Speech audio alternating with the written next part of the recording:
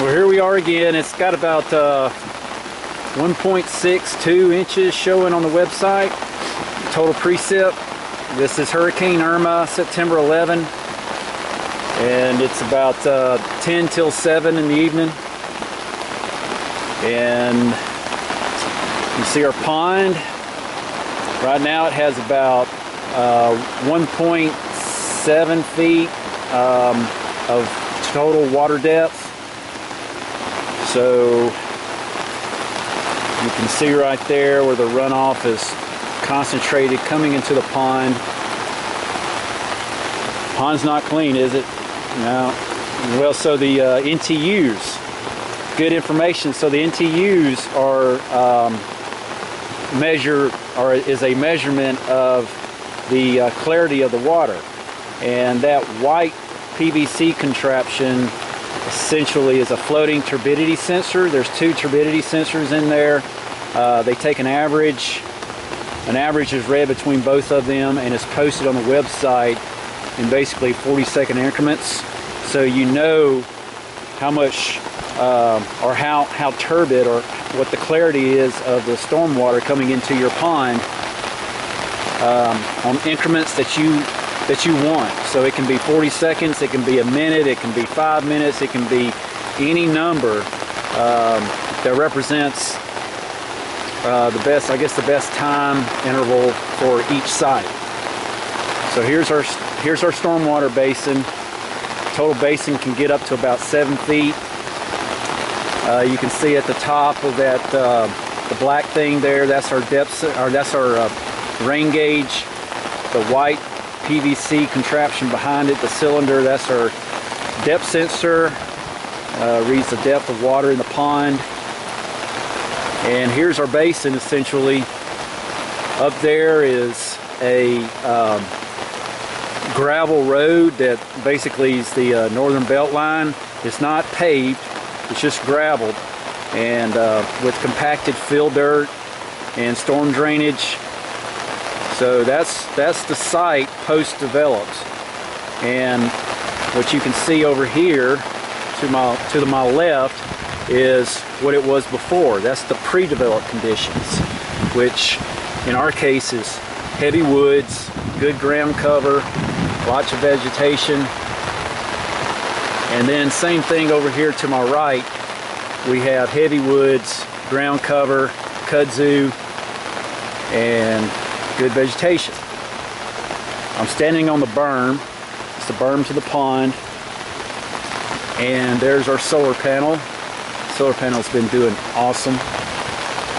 Haven't had to do anything as far as replacing batteries or charging batteries. It's been doing an excellent job. So down here at the discharge point, so what happens is water goes into an opening at the bottom of that concrete structure, and it flows through a pipe that goes underneath the berm, and it comes out right there.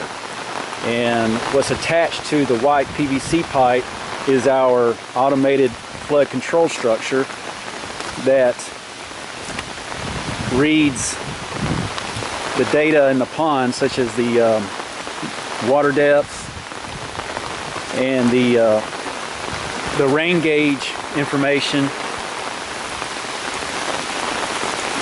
and calculates what the pre-developed flow rate would be and releases water from the pond only when the pre-developed condition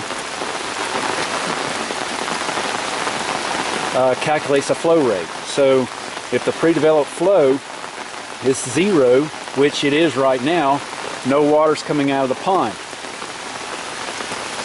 So if the pre-developed flow rate starts becoming a positive number, then it essentially takes a measurement and it reads the depth in the pond and comes up with a calculated flow rate, and then opens up the gate that would only allow the matched pre-developed flow rate out. So this one, there's 4 gates and basically they're all closed right now because the cumulative precipitation is less than 1.67. So 1.67 is the amount of rainfall that has to come out of the sky before it generates runoff due to existing conditions that were there before we came along. So that essentially that 1.67 number is actually the initial abstractions.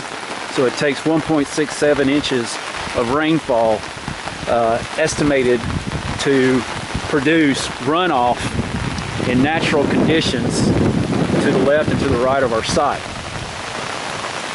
So obviously post-developed conditions of change in grade, change in soil, change in vegetation, ground cover, etc. has increased the the amount of flow coming off the pond, the amount of runoff. And so that's the comparison I'm really trying to make between pre and post developed conditions. We can walk over to the side, to the left over here, and as you can see, it's the same, it's pretty close to the same topography.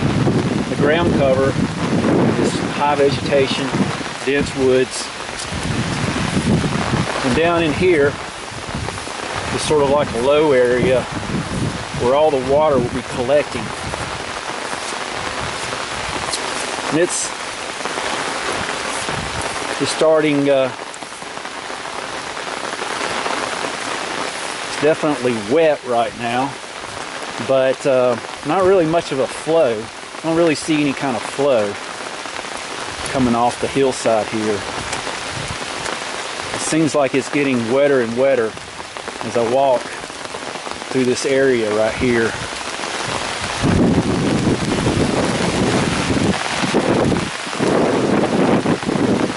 But you can tell nothing like what we're experiencing coming into the pond. So hopefully that kind of gives an explanation between the differences of pre-developed woods essentially versus post-developed open space and gravel.